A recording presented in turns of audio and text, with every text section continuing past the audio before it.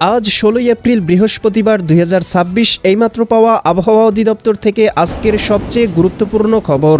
আবারও দেশের আকাশে সক্রিয় হতে চলেছে আরও একটি নতুন বৃষ্টি বলয়। ঝড় বৃষ্টি নিয়ে আবারও দুঃসংবাদ। রংপুর, রাজশাহী, ময়মনসিংহ, সিলেট, ঢাকা, খুলনা, বরিশাল ও চট্টগ্রাম বিভাগ সহ ভারতের পশ্চিমবঙ্গ, উত্তরবঙ্গ, আসাম এবং ত্রিপুরা রাজ্যের বিভিন্ন জেলাতে তীব্র কালবৈশাখী ঝড়, অতি ভারী বৃষ্টিপাত এবং বিক্ষিপ্ত শিলাবৃষ্টির সতর্কবার্তা দিল আবহাওয়া অফিস। এদিকে সারা দেশে শুরু হতে যাচ্ছে ভয়ঙ্কর তাপপ্রবাহ দাবানল। তীব্র গরমে অতিষ্ঠ জনজীবন, তাপমাত্রা পরিস্থিতি উঠে যাচ্ছে 40 ডিগ্রি সেলসিয়াসের কাছাকাছি। আজ 16 এপ্রিল বৃহস্পতিবার এবং আগামীকাল 17 এপ্রিল শুক্রবার, আজ এবং আগামীকাল আগামী 24 থেকে 48 ঘন্টা কোন কোন জেলার আবহাওয়া কেমন থাকতে পারে এ বিষয়ে কি বলছে আজকের আবহাওয়ার রিপোর্ট জানিয়ে দিব। বিস্তারিত সঙ্গেই থাকুন। আপনি কোন জেলা থেকে আবহাওয়ার খবরটি দেখছেন কমেন্ট করে জানিয়ে দিবেন। প্রতিদিনের আবহাওয়ার আপডেট খবর পেতে আমাদের চ্যানেলটি সাবস্ক্রাইব করে রাখুন। এবার জেনে নিন এক নজরে। প্রিয় দর্শক, চলে আসলাম আবহাওয়ার পূর্বাভাস মেঘমালা চিত্রে। এখান থেকে দেখতে পাচ্ছি গত রাতেই ময়মনসিংহ এবং সিলেট বিভাগের একাধিক জেলায় ভয়ঙ্কর ঝড় বৃষ্টি হয়েছে। এদিকে জকিগঞ্জ, জয়ন্তীপুর, চতকবাজার, বিশ্বম্ভরপুর, ফেনারবাগ, নেত্রকোনা, এদিকে কেন্দুয়া, কিশোরগঞ্জ, ইতনা, কাতিয়াদি, নাসিমনগর, এদিকে হবিগঞ্জ, বানিয়াচং, মৌলভীবাজার, কামালগঞ্জ, কুলাউড়া, এদিকে বড়লেখা, বালাগঞ্জ, জগন্নাথপুর, চারখাই, সিলেট, এদিকে দেখতে পাচ্ছি ময়মনসিংহ, জামালপুর, শেরপুর, নেত্রকোনা, এই জেলাগুলোতে কোথাও কোথাও বিক্ষিপ্ত পরিসরে ঝড় বৃষ্টি হয়েছে।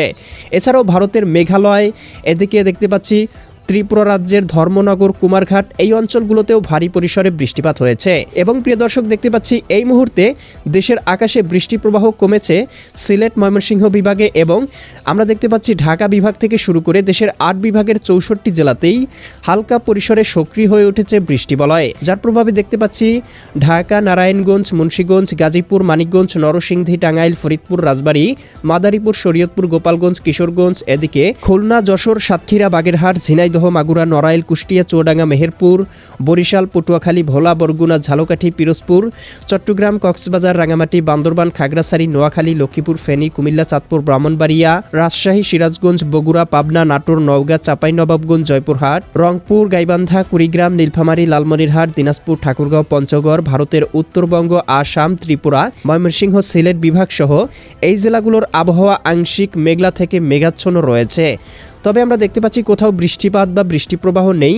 বেলা বাড়ার সাথে সাথে আস্তে আস্তে এই মেঘমালাগুলো কেটে যেতে শুরু করবে। প্রিয় দর্শক, চলে আসলাম মেঘমালা পূর্বাভাস চিত্রে।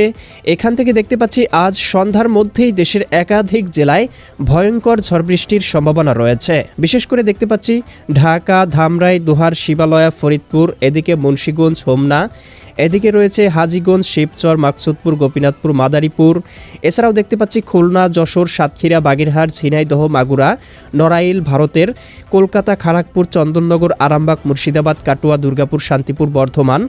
এছাড়াও দেখতে পাচ্ছি কুমিল্লা, এদিকে লাকসাম, হাজীগঞ্জ, রায়পুর, চৌমুহানি, চঙ্গলনিয়া, বেলোনিয়া, ব্রাহ্মণপাড়া, হোমনা, ব্রাহ্মণবাড়িয়া, ভারতের আগরতলা, উদয়পুর, আরামপুর, আমবাসা, সিলেট, সুনামগঞ্জ, হবিগঞ্জ, মৌলভীবাজার, ময়মনসিংহ, জামালপুর, শেরপুর, নেত্রকোনা জেলাগুলোতে বিক্ষিপ্ত পরিসরে বৃষ্টি এবং বজ্রসহ বৃষ্টি হতে পারে। রাতের মধ্যেই আস্তে আস্তে আবারও বাংলার আবহাওয়া পরিষ্কার হতে শুরু করবে। তবে আগামীকাল দেখতে পাবো 17 এপ্রিল শুক্রবারের দিনেও আবহাওয়া আংশিক পরিসরে মেঘলা থাকতে পারে। তবে কোথাও কিন্তু আমরা খুব একটা বৃষ্টিপাতের সম্ভাবনা দেখতে পাচ্ছি না। আগামীকাল রাতের দিকে সিলেট এবং ময়মনসিংহ বিভাগের 2-1টি স্থানে হালকা থেকে মাঝারি ধরনের বৃষ্টিপাত হতে পারে। এরপরে আবারও 20 থেকে 22 এপ্রিলের মধ্যে আবারও বাংলার আকাশে সক্রিয় হতে চলেছে আরও একটি বৃষ্টি বলয়, যার প্রভাবে আবারও ঝড় বৃষ্টির সম্ভাবনা তৈরি করতে পারে।